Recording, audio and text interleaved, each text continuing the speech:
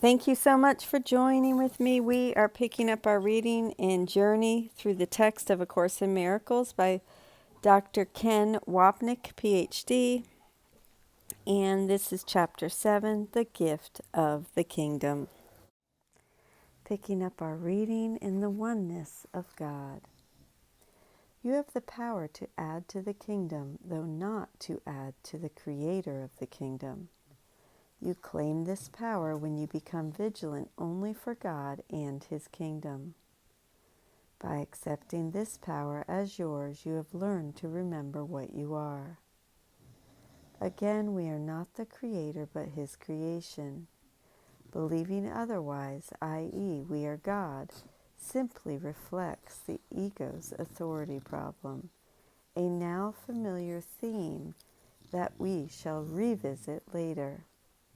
Further, we can never accept our created self and remember we are co-creators with God if we do not know we have a mind. This is the point of the ego's strategy, to have us maintain constant vigilance for external problems, while the true problem of the mind's decision for guilt goes unnoticed and uncorrected. Your creations belong in you as you belong in God. You are part of God as your sons are part of His sons. To create is to love.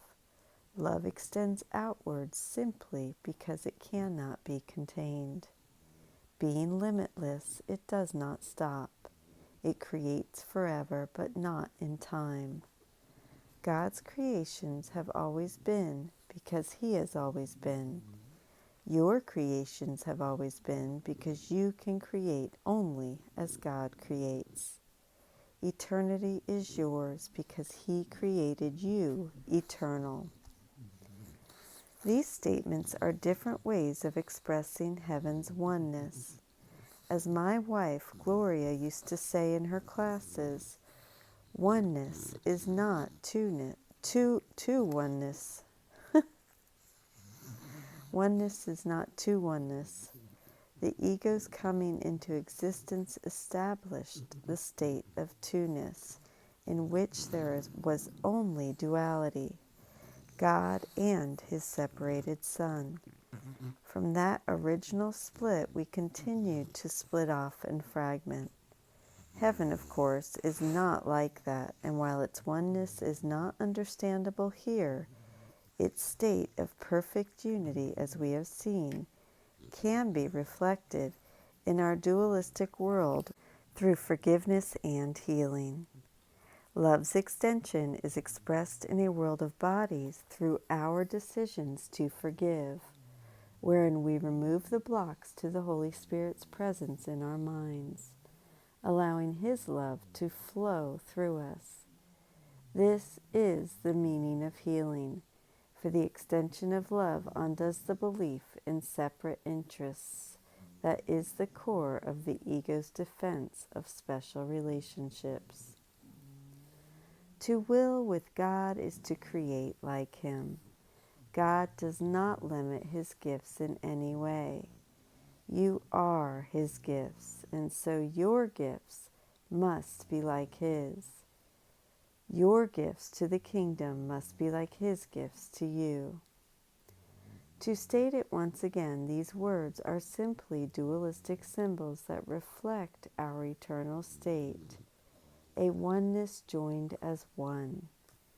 Feel-good passages that make us feel good about ourselves. For example, we are God's gift and He is ours. We need realize that Jesus is not speaking of anything in this world.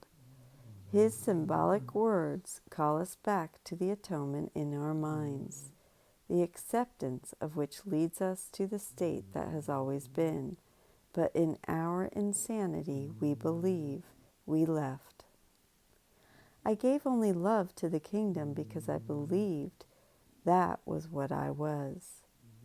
Using Himself as an example, Jesus is telling us that when our minds identify with love, love will extend through us. But when we identify with guilt, this too will extend or project. What you believe you are determines your gifts, and if God created you by extending Himself as you, you can only extend yourself as He did. Only joy increases forever, since joy and eternity are inseparable. The joy spoken of in A Course in Miracles has no counterpart in this world, in the sense of how we usually define it, which is the happiness we feel when we get what we want. In heaven, joy is an ongoing state, another term to depict the eternal state of the kingdom, creation or extension. That's a perfect place to stop today. I appreciate you. I love you. I hope you have a beautiful day, and I will see you tomorrow. Thank you.